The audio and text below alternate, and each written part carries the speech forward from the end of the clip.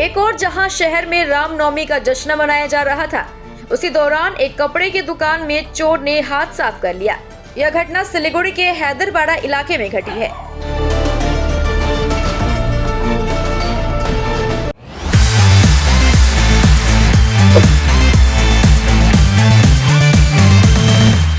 बताया गया है कि हैदरपाड़ा मेन रोड के पास में एक कपड़ा दुकान में चोरी की वारदात हुई।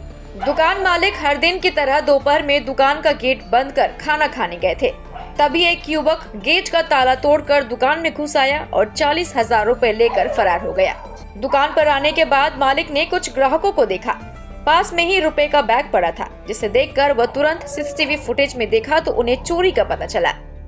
इसके बाद भक्तिनगर थाने की पुलिस को सूचना दी गई। खबर मिलते ही पुलिस मौके पर पहुंची और पूरी घटना की जांच में जुट गई है।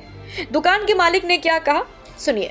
অ্যাকচুয়ালি আমরা লাঞ্চে যাই, পার্টিকুলারলি একটা টাইমে 3টে সাড়ে 3টের দিকে। তো সেই সময় আমরা আজকেও লাঞ্চে যাই, পাশের দোকানে ইনফর্ম করে যাই একটু দেখুন আমরা আসছি।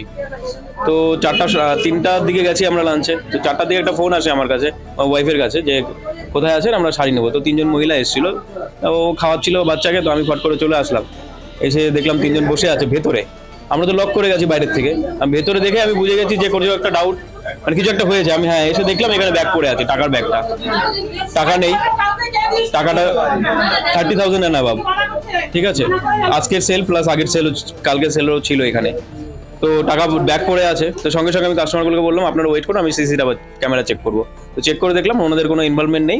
একটা নতুন কোনো ছেলে, সে মানে বাইরে ওয়েট করছিল অনেকক্ষণ ধরে।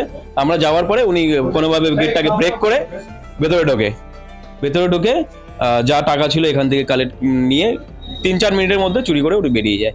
ওই টাইপের ড্রেস পরা। না দেখুন, সন্দেহ করে তো কাউকে করতে পারছি না, এটা তো করাটাও ঠিক না যতক্ষণ না আমি তাকে হাতে পাচ্ছি।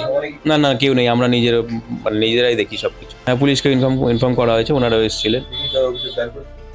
হ্যাঁ, না লিখিত অভিযোগ দিতে বলেছে, আমরা যাচ্ছি।